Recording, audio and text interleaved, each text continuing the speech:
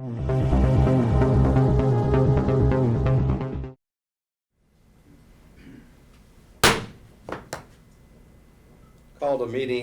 to order the meeting of April 23rd, 2020 for the Abilene and Dixon County Commission.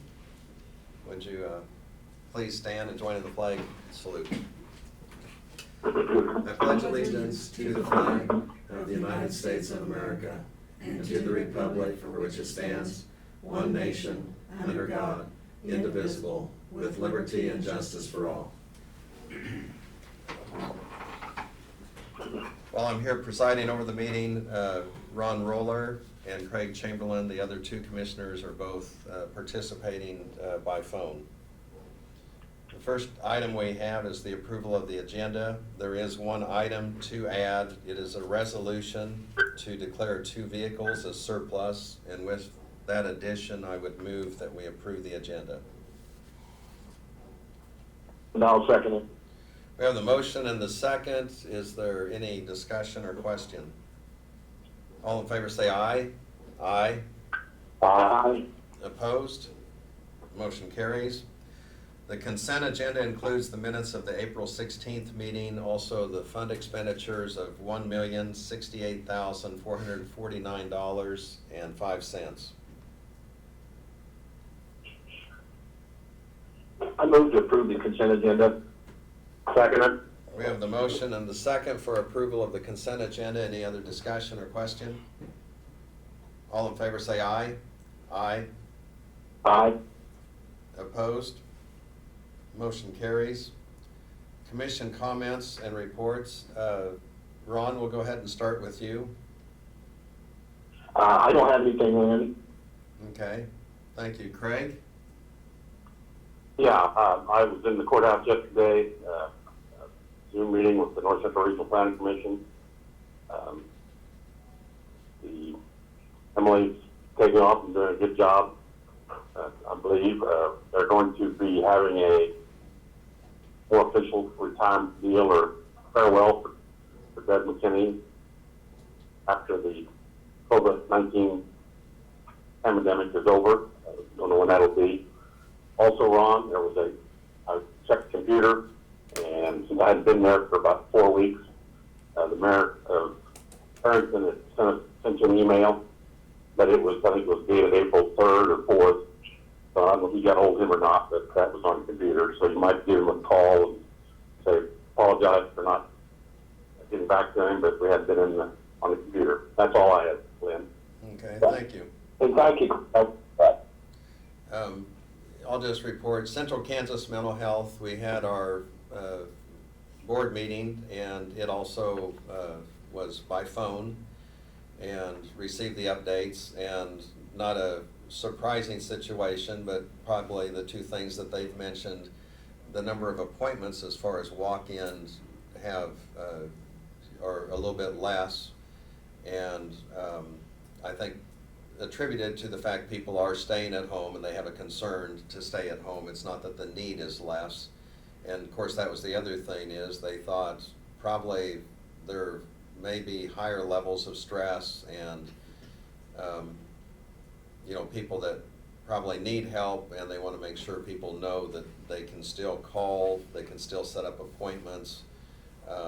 They also do have video conferencing, and so they're trying to make adjustments just to meet the needs and considering what the situation and the times we were in. So they're still doing a very effective job, but we had our regular meeting. This morning, Janelle was in just to go over a few things.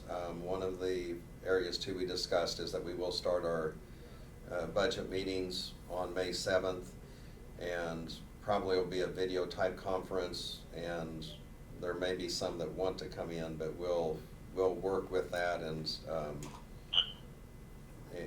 have some guidance for them, and I know Brad is working on that.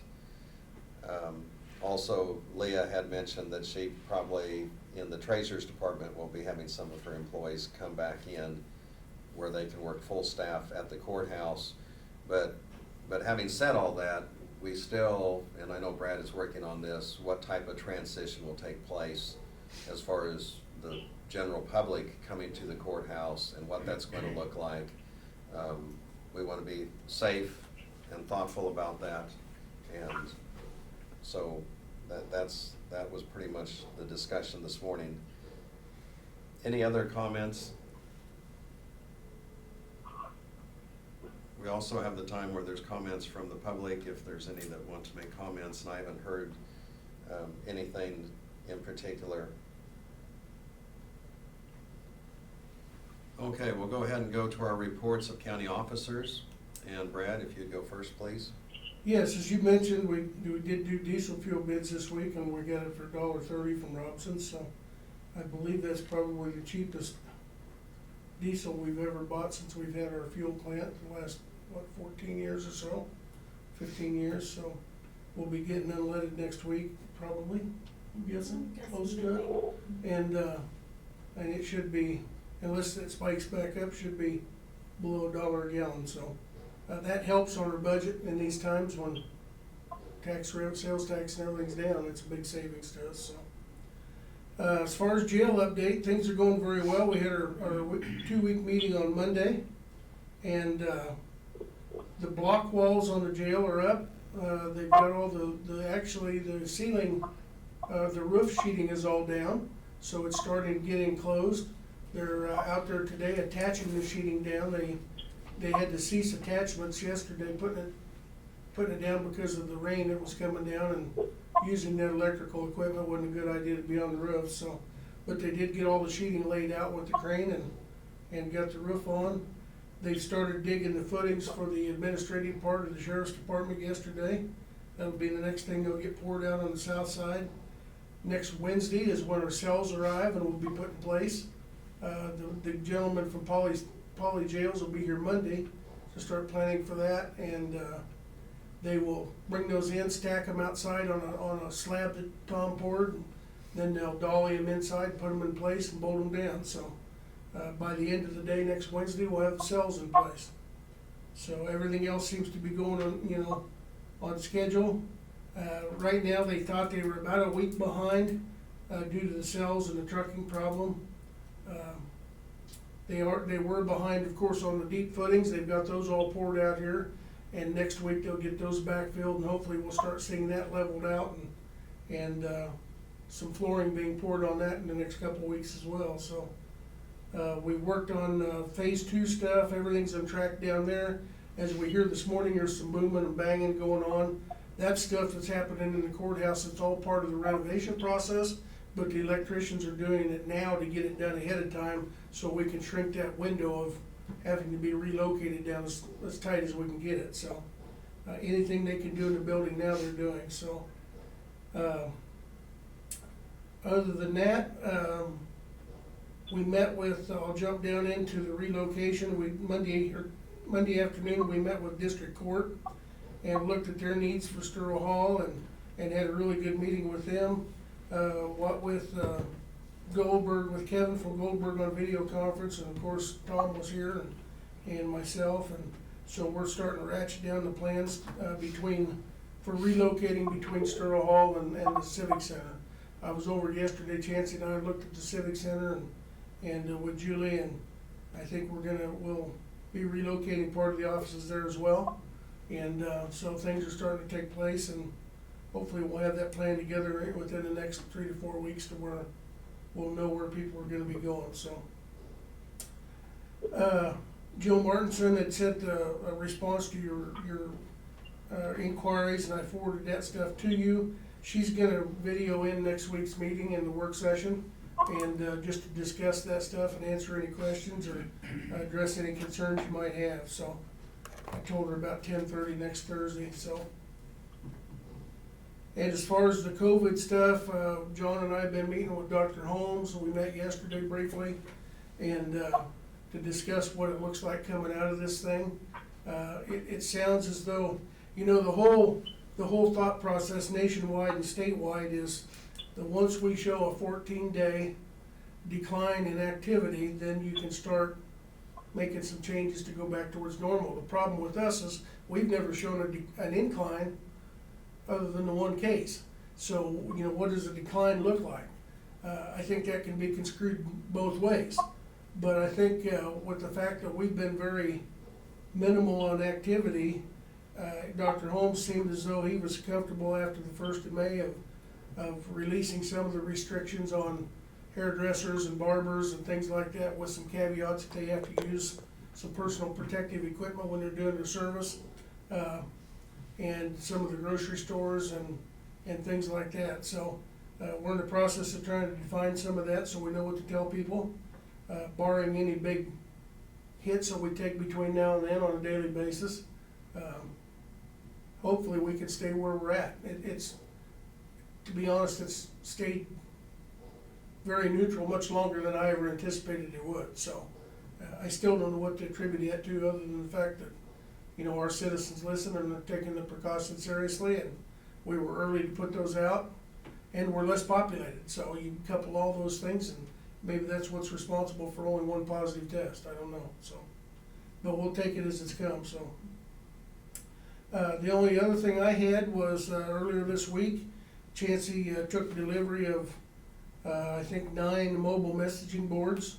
The trailer messaging boards that Homeland Security has purchased for the North Central region. One of those is given to us, and then 8 other counties have come and got theirs as well.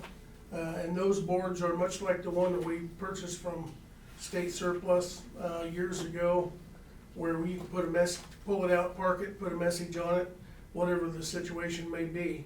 The difference is this one's much more modern and has remote access, so we can do it through our computer, change the message from our desktop. It's got internet access, and that access is paid for 10 years as part of that purchase. That device is about a $15,000 or $16,000 piece of equipment that cost us nothing, and our Homeland Security Council had identified that as a potential, as a project, and having great potential to be used in a situation like this and COVID. Or I think we're gonna put it up north on Buckeye for a few days about and put a notice about taxes being due, and then maybe move it down to Harrington and leave the same message on it as we near the May 11th deadline. So it's a real plus, and so if you see it out and about, you'll know that it's ours. And the nice thing is, we can, instead of going on site and typing in a little miniature keyboard underneath the solar panel, we can actually make those changes from our computer here in the office, and they're instantaneous. So it's quite a unit. So that's all I've got. Okay, thank you. Any questions to Brad? We'll move on. Doug? No, everything, Brad's reported everything, so I don't have anything else to add. Thank you. Okay. The only thing we have left today, we had a resolution that was added to the agenda. Well, before I get to that, I do have notices and communications, so I'm going to back up to that. Pew attorneys at law, just to advise us of a case that they have, and it's with the Citizens Bank and Trust, and with some heirs, the Swigert heirs, and so we'll go ahead, and it's just to notify us that this has been sent to and filed with the district court. So we have that on file. Did any of you receive any other communications? Okay, we'd be ready for resolution then, and it has to do with just declaring a couple of items surplus.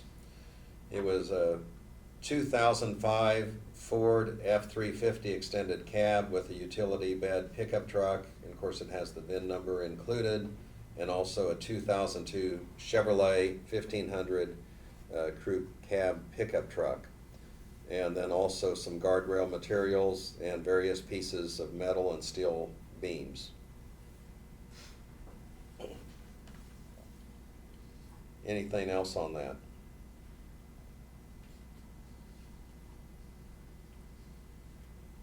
I'd entertain a motion then for approval of the resolution. Lost connection. Oh, except for the last 5 minutes. They weren't connected. Hold on. Did we call it again? The commission, oh, yep, it's off. Did it come unplugged? we're back on. Technical difficulties.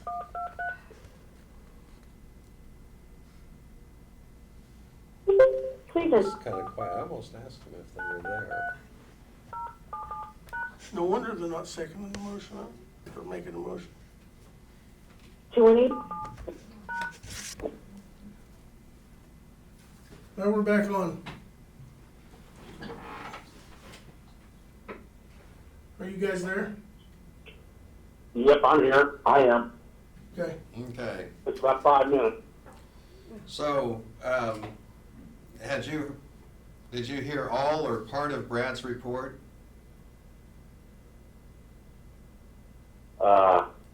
I didn't hear the end of it. I don't know what, I'm trying to think of what the last I heard was. Well, kind of in the middle, he was talking about, Gio Martinson is going to, be in here. Yep. We'll do a video call in. That was about the last thing I heard. Ron, I can't remember for sure. I That's might- about right, Craig. And then Brad also gave just a brief or summary of the COVID orders and future plans and things he had discussed with Dr. Holmes, and I'll go ahead and have him repeat that portion if you did not hear that. That's when it broke up there.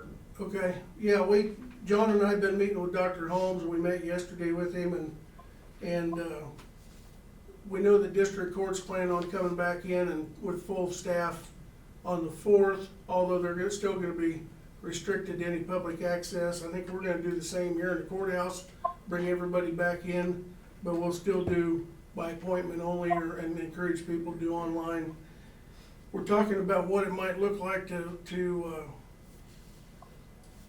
open, some of the restrictions up countywide. One of the targets for that is to be, have your COVID tracking either be lessening or not have any increases for 14 days continuously. One of the problems with us is we haven't had any increase in our COVID cases, so I guess we would fall into that category. We've never really spiked at all, but we really haven't had much, since we're still at 1 positive case, not much activity. So I think that's certainly a good thing, and it would allow us to start coming out of that until we start seeing some activity. The downside is we may very well be required to put some restrictions back on if we do start spiking it all. So what that would look like is, Brian said he thought maybe we would lift some restrictions on some barbers and beauticians and, child care or animal care facilities, things like that.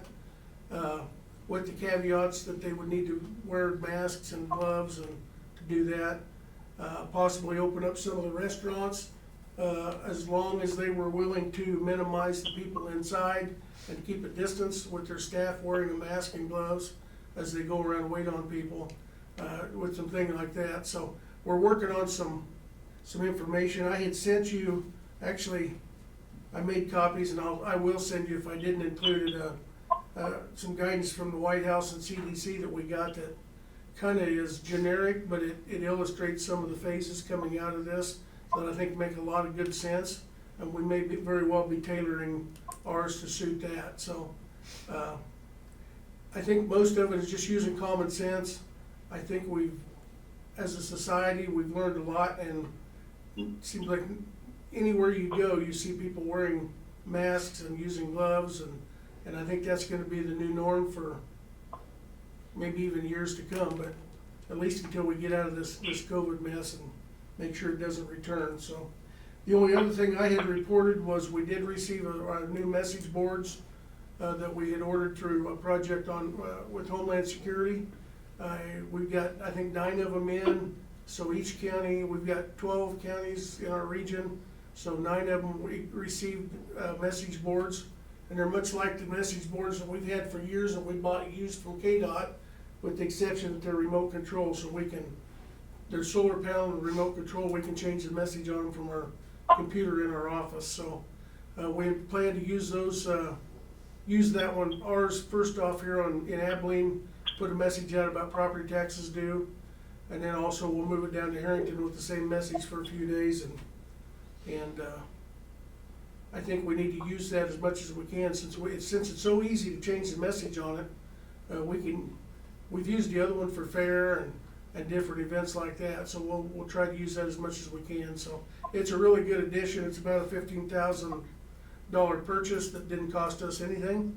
And so, it was a project we identified on our Homeland Security Council that we thought would be a really good, piece of equipment to have in case we have an emergency or disaster, much like the one in Chapman where we had these message boards at the entrances to the town to where we could tell people things are closed, turn around and go the other way, or whatever the message may be. They're very versatile and we're glad to have it. So if we ever get back together where we can go out and do some looking at county facilities, we'll certainly take you by and show it to you, so.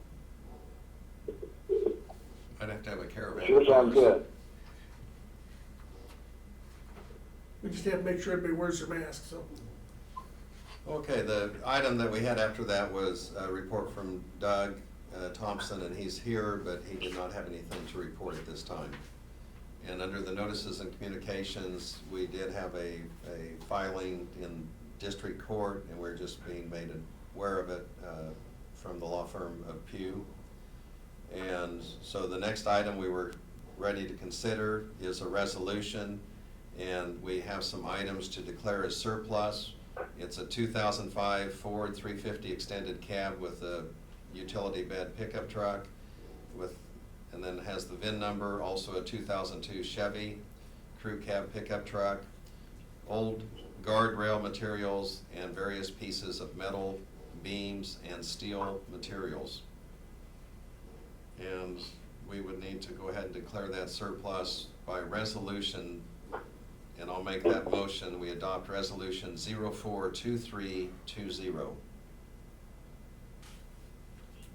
And I'll second the resolution. Okay, we have the motion and the second to adopt that resolution 042320 to declare items as surplus. Any other discussion or question? All in favor say aye. Aye.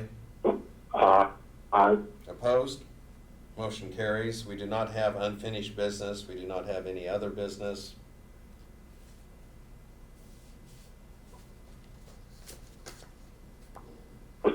I would move that we adjourn our meeting. I'll second that. We have the motion and second for adjournment. Any other discussion? All in favor say aye. Aye. Aye. Opposed? Motion carries. We're adjourned.